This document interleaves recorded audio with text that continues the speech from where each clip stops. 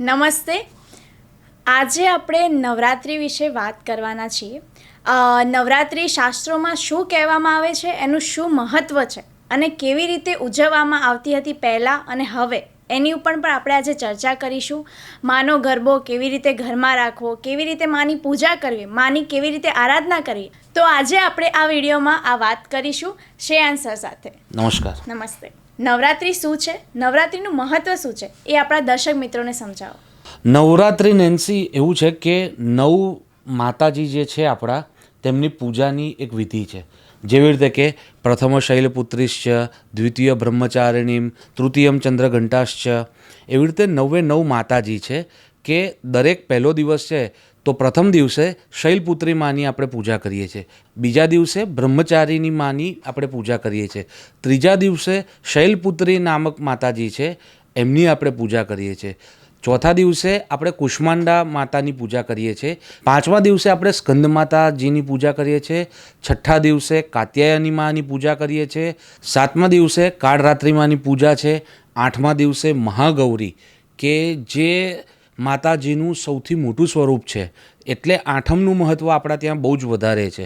અને નવમા દિવસે સિદ્ધિદાત્રીમાં કે જે બધી સિદ્ધિઓ જેમની પાસે છે અને આપણા લાઈફમાં ચેન્જીસ લાવવા માટે જેટલી વસ્તુઓ જરૂર છે તે બધું જ તે માતા પ્રોવાઈડ કરે છે, તે માં પ્રોવાઈડ કરે છે.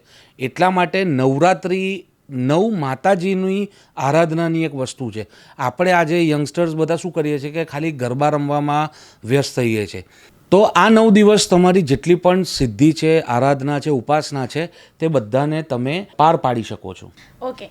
નવરાત્રિમાં કળશની સ્થાપના કઈ રીતે કરી ઘરમાં? નવરાત્રિમાં કળશની સ્થાપનામાં સિમ્પલ છે. આપણે જે માનો ગરબો કહીએ છીએ કે કળશ કહીએ છીએ, એ જે કળશ છે, કળશની અંદર ગંગાજળ, સોપારી, હળદર, રૂપિયાનો સિક્કો, અક્ષત એટલે કે ચોખા, આ બધી વસ્તુઓ અંદર મૂકી સાઈડમાં આસોપાલવના પાના જે હોય તેને ગોઠવી એની ઉપર એક શ્રીફળ મૂકવામાં આવે છે.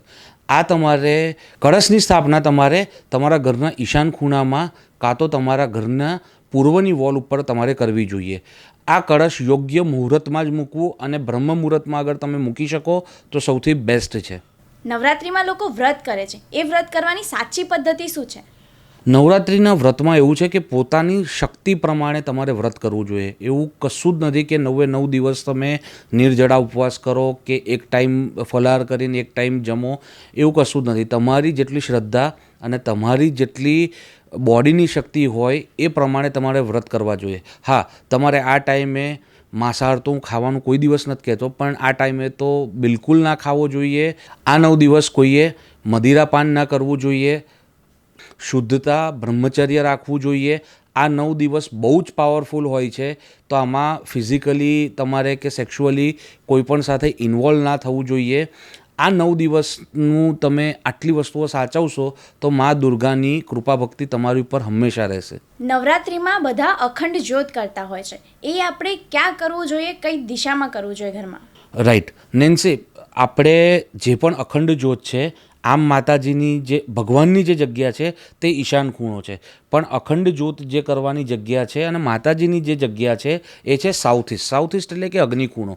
અગ્નિખૂણામાં તમારા બ્રહ્મસ્થાનથી અગ્નિખૂણા તરફ જતાં વચ્ચે તમારે અગર જગ્યા હોય અને તમે ત્યાં અખંડ જ્યોત કરી શકો, ત્યાં સવિતા અને સવિતુરનું પદ હોય છે જે આપણને સુખ, સમૃદ્ધિ અને ખૂબ જ પૈસા, જેને કહેવાય છે કેશ લિક્વિડિટી, એ આપનારા હોય છે.